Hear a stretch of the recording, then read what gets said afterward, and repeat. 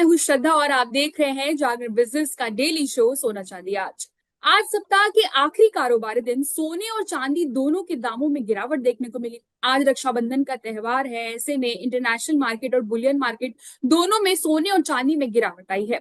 घरेलू बाजार में सोना 1,58,000 के आसपास ट्रेड कर रहा है, वहीं चांदी 2,40,000 के आसपास बनी हुई है। ऐसे में आज हमारे साथ जुड़े हैं मार्केट एंड कमोडिटी एक्सपर्ट अनुज गुप्ता जी। उनसे जानते हैं कि उनका इस पर क्या कहना है। वो हमें बताएंगे कि आगे का क्या ट्रेंड रहने वाला है और आप निवेश कैसे कर सकते हैं और ट्रेडर्स ट्रेडिंग में कैसे उनकी सलाह ले सकते हैं। नमस्कार सर, आपका बहुत बहुत स्वागत है हमारे शो में। Good morning Shraddha ji, good morning. Good morning sir. Sir, सबसे पहला सवाल आपसे ये लेंगे कि कल हमने देखा था कि बाजार खुलते ही काफी तेजी देखी गई, फिर शाम हुई, शाम में गिरावट आई। आज फिर बाजार खुलते ही इंटरनेशनल मार्केट और बुलियन मार्केट दोनों में गिरावट देखने के लिए मिली है। तो इसका सबसे बड़ा कारण क्या है? क्योंकि आज रक्षाबंधन है, तो रक्षाबंधन का त्योहार भी इसमें क्या रोल प्ले कर रहा है? देखिए, कहीं ना कहीं जो हम ये मोमेंटम देख रहे हैं इंटरनेशनल मार्केट की वजह से है। हमने जी। इंटरनेशनल मार्केट में हालांकि फ्लैट मोमेंटम देखा, बट डोमेस्टिक मार्केट में भाव नीचे आते हुए नजर आए हैं। क्योंकि डोमेस्टिक मार्केट में एक र्यूमर चल रहा है कि जो इम्पोर्ट ड्यूटी है वो कम हो सकती है, और अगर इम्पोर्ट ड्यूटी कम होती है तो भावों में गिरावट देखी जा सकती है। हालांकि उस पर कोई क्लैरिफिकेशन अभी तक नहीं आया है। तो अभी हम डोमेस्टिक मार्केट में जो गिरावट देख रहे हैं वो एक र्यूमर की वजह से है, और कहीं ना कहीं फेस्टिवल जो है वो अभी आता हुआ नजर आ रहा है। तो यहाँ पर हम लोग वेट कर रहे हैं कि थोड़ा भाव नीचे आएगा तो खरीदारी करेंगे, और हमें लगता है कि उसकी खरीदारी आपको देखने को मिलेगी। हालांकि जी। इंटरनेशनल मार्केट में भी हमने थोड़ा सा प्राइस कूल ऑफ होते हुए देखा है, क्योंकि लगातार हमने पिछले 15 दिनों में एक अच्छी रैली बनती हुई देखी थी। तो अब प्राइस जो है थोड़े कूल ऑफ होते हुए नजर आए, जिसकी वजह से हमने डोमेस्टिक मार्केट में गिरावट आती हुई देखी है। बट हमें लगता है कि ये जो मोमेंटम बना है ये बहुत रेंज बाउंड रहेगा। और हालांकि अगर आप देखेंगे तो पिछले 3 दिनों में जो यूएस के डेटा आए हैं वो सभी गोल्ड सिल्वर के लिए जो है सपोर्टिव है। तो हमें लगता है कि प्राइस में डिप आएगा तो खरीदारी देखने को मिल सकती है। जी। और जैसे एक सवाल और आपसे लेंगे कि त्योहारी सीजन आने वाला है, बिल्कुल आस पास से आज से शुरू हो चुका है, कहे तो क्या आगे जाके जो फेस्टिव सीजन होगा उसमें हमको एक करेक्शन देखने के लिए मिलेगा कि जैसे ये उतार चढ़ाव दामों में चल रहे हैं वैसे ही चलते रहेंगे? देखिए, अभी कुछ चीजें हैं जो कि काफी फोकस में रखनी पड़ेंगी। एक तो फेड की मीटिंग ही है, और दूसरा आज जो जैक्सन होल की मीटिंग है इसमें जो केविन वॉश है वो यहाँ पर आज बोलेंगे। बॉन्ड बाइंग को जी। लेकर वो बोल सकते हैं, और कहीं ना कहीं डॉलर को लेकर वो बोल सकते हैं। तो बिल्कुल। उसका इम्पैक्ट हम गोल्ड सिल्वर पे देखेंगे। फिर फेड की मीटिंग भी है, वो भी काफी इंपॉर्टेंट होगी। और फेस्टिवल से पहले फेड की मीटिंग होना, ये कहीं ना कहीं क्लियर आएगा कि भाई किस डायरेक्शन में वो एक्सपेक्ट कर रहे हैं। और तीसरी इंपॉर्टेंट चीज कि इंडिया में जो र्यूमर चल रहा है अभी इम्पोर्ट ड्यूटी को लेके, उस पर क्या क्लैरिटी आती है। क्योंकि अभी तक कोई क्लैरिटी नहीं आई है, तो इसका मतलब कि वो र्यूमर है खाली, और कोई इस पे जो है सरकार का नोटिफिकेशन नहीं आया है। तो वो भी थोड़ा सा अनक्लियर है। तो दो तीन चीजें जो काफी फोकस में रखने की जरूरत है।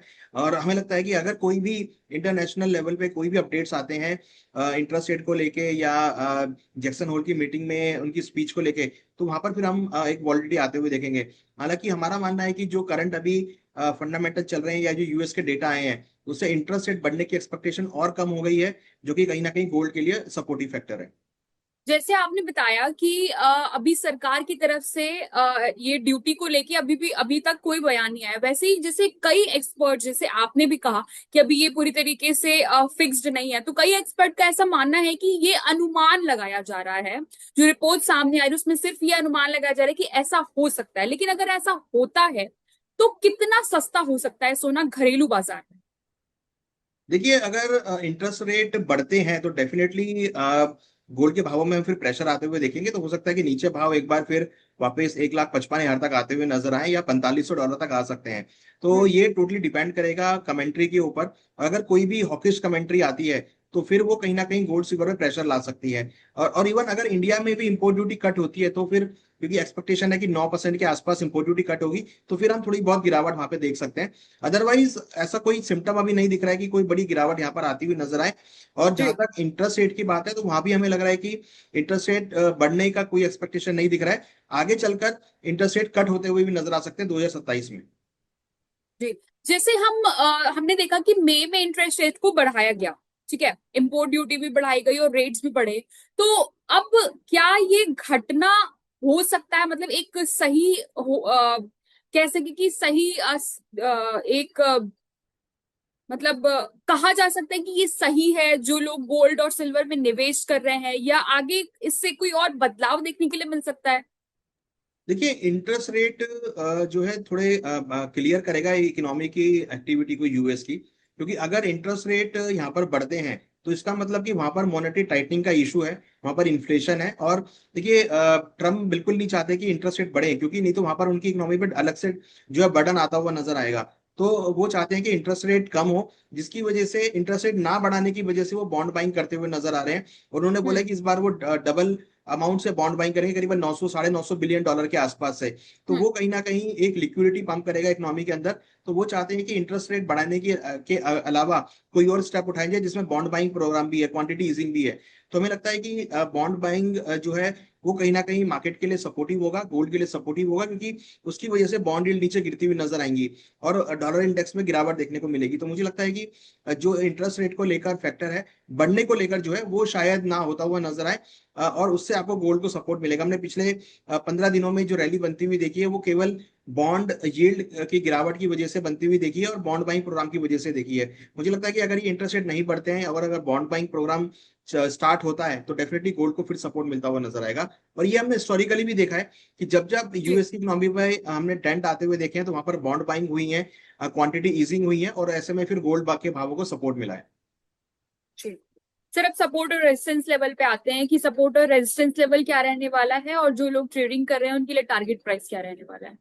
और देखिए गोल्ड के लिए इंपॉर्टेंट सपोर्ट 1,57,000 आएगा इंट्राडे के लिए। और अगर हम इंटरनेशनल मार्केट की बात करें तो $4570 एक अच्छा सपोर्ट रहेगा। हम्म। हायर साइड में 4630 और रेजिस्टेंस लेवल होगा। डोमेस्टिक मार्केट में 1,60,000 रेजिस्टेंस लेवल होगा। तो अल्टीमेटली अगर हम रेंज की बात करें तो 1,57,000 से लेकर 1,60,000 के बीच प्राइस मूव कर सकते हैं।